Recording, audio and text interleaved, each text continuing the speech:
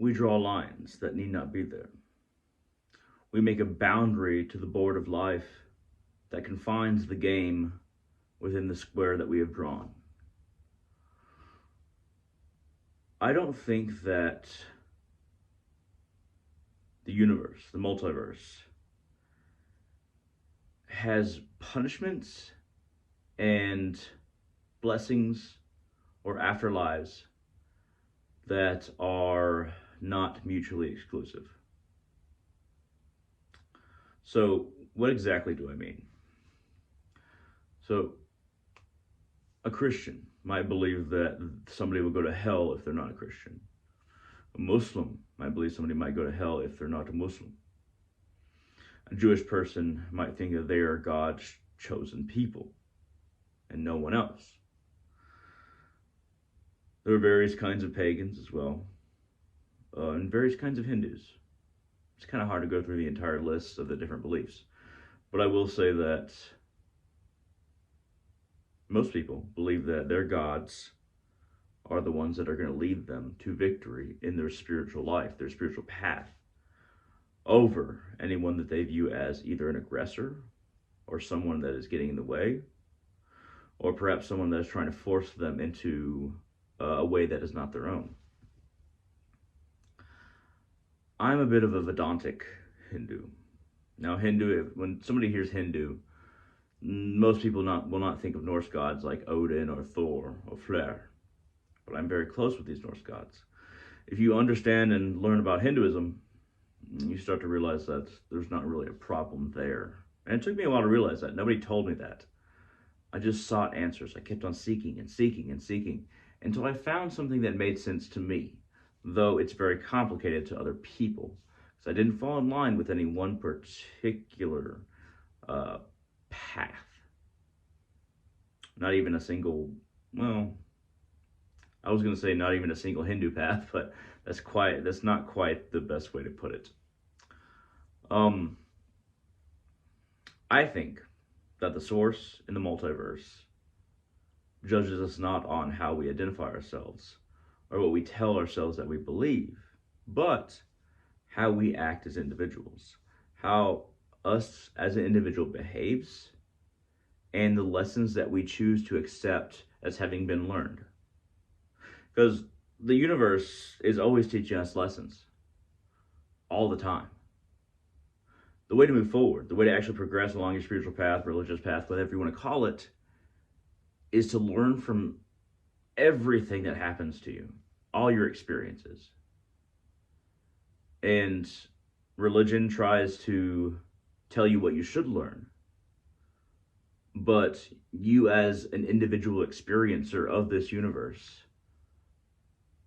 you're not going to have the experiences that are in the Bible, or maybe the Mahabharata, or the Quran, or you're not going to have the experiences that have been laid out hundreds of years ago. You're going to have new and unique experiences. It is your choice as to what you will learn from your experiences. And what you will learn is not going to be, if you're completely honest with yourself, what is prescribed by any particular religion or even path.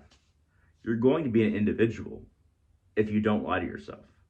If you lie to yourself, then you're just basically going to try to come to the same conclusions that people have come to in the past, from completely individual experiences that you're experiencing now. Coming to the same conclusions, having a script for what you need to realize is not going to allow you to become a more fulfilled, enlightened, a good practitioner of your magic, or someone who has achieved a certain level of personal apotheosis. You're not going to get there by trying to interpret the meaning that you're supposed to interpret your experience through by using the dogma of the past. Dogma might tell you should come to this conclusion, but you have your own experiences. So should you come to the exact same conclusion? Or perhaps you think that, hey, maybe it's something as simple or complicated as selfishness. and it's bad. I mean, okay, I mean that the vagueness of that can make sense, but you understand it in your own way, and you understand it specifically to what you learn from your experiences. So you have to choose what you learn from your experiences. You don't take the rule book on what you should learn. You learn in your own way. So keep on learning. Try to understand yourself. Don't feel like you have to stuff everything that you experience in these boxes of various truths that have been given to you. Realize truth in your own way. Seek inner attachment to that part of yourself that is far more immortal than anything that has been written down in any language. That part of yourself deep within, at your core, it's greater in you specifically. Even one person is greater than a religious text, a spiritual book, an understanding. If you can experience that deepest part of yourself and not pull back from realizing things that perhaps other people haven't or hasn't been prescribed in the past, if you don't hold back and you truly experience yourself and you don't run away in fear, not only because of dogma, but maybe you don't want to realize something because it's your emotions want to tear you away from realization that really does make sense, but your emotions want to tear you back. But you reach emotional and spiritual security and maturity when you're willing to learn the things that are hard to learn, especially if they go against your preconceived notions.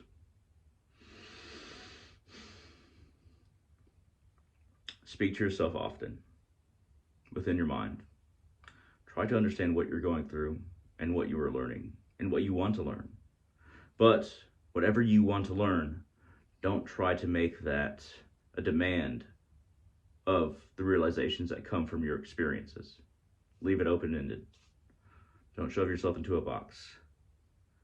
Stand outside. Don't stand inside of a chosen cube that perhaps you got from either your society, your family, your friends. Stand outdoors within yourself. And you connect to that infinite part of yourself that expands beyond all of those cubes that religious or spiritual dogma will put you in. Become yourself. Become yourself, not someone else. Thank you very much for watching. I hope you enjoyed this. I hope this was beneficial to you. If you have any questions, comments, concerns, shoot them down in the comment section below on YouTube. And if you want to contact me and talk about anything related to this or spiritual or magical or religious, you're more than welcome to contact me at www.facebook.com/hunter.salazar, HUNTER.SALAZAR. And when you contact me there, as long as you're polite, I'm more than willing to talk to you. At any rate, get rid of that box. Don't reinforce the box. Allow yourself to be completely free and flowing and truly connected to the multiverse. All of you, have a wonderful day.